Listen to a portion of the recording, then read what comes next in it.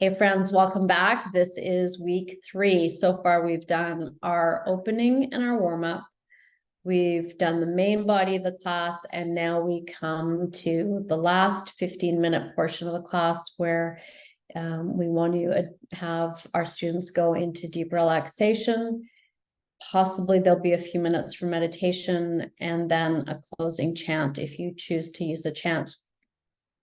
So what's really significant here is to note that whatever's holding you back in completing this, whatever dynamic there is that's holding you back to show up as a teacher, because that's what it means when you submit these classes and you get that certificate. It means that you're stepping forward as a teacher, right? That means you're at the front of the room, you're leading, you're allowing yourself to be seen, you're putting yourself out there, right? You're speaking from the heart, because there's no other way it works in yoga.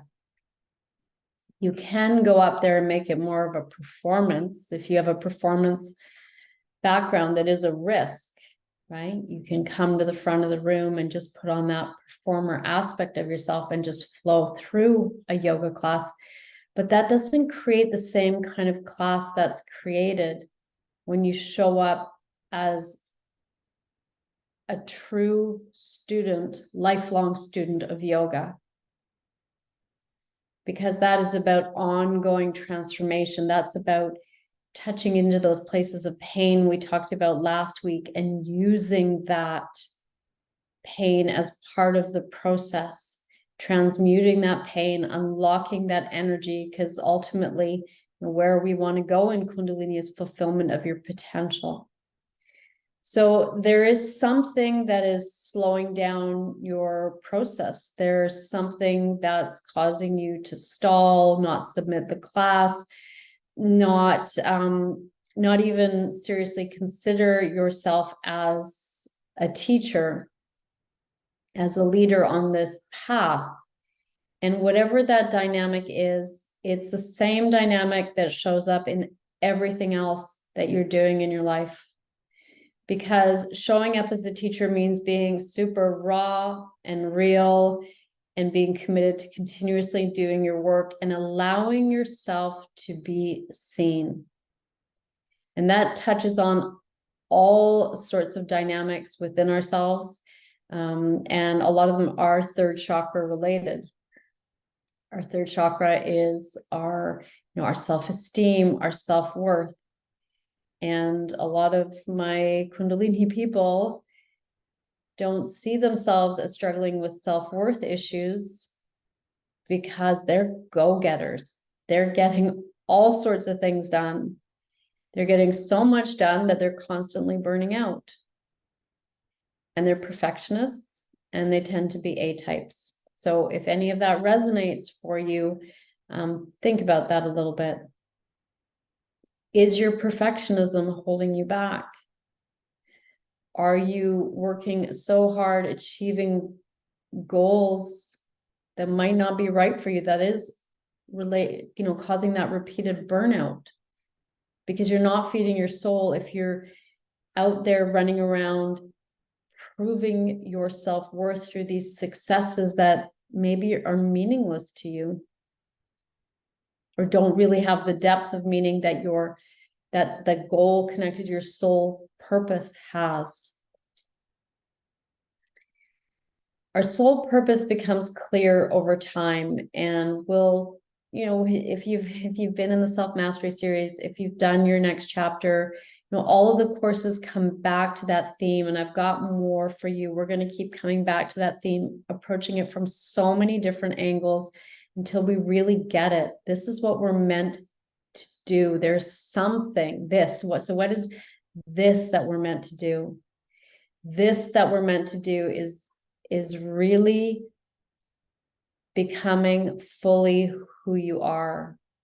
And we do it in different ways in our life as we start to understand who we are. So So that's a huge conversation. It's what Kundalini is all about. It's what I love to teach. It's what I love to support you with. It's it's beyond setting a goal. It's beyond manifesting. It's beyond career achievement. It's beyond the beyond. It is what gives you beyond joy. There's no words. There's no words. It's just this feeling of deep contentment, incredible strength and resilience, and this unbelievable source of energy that will never run out. Okay, so this is it. Where all you have to do this week is please submit that final 15 minutes. And my invitation to you is in the final 15 minutes, really give your students a nice period of time for Shavasana.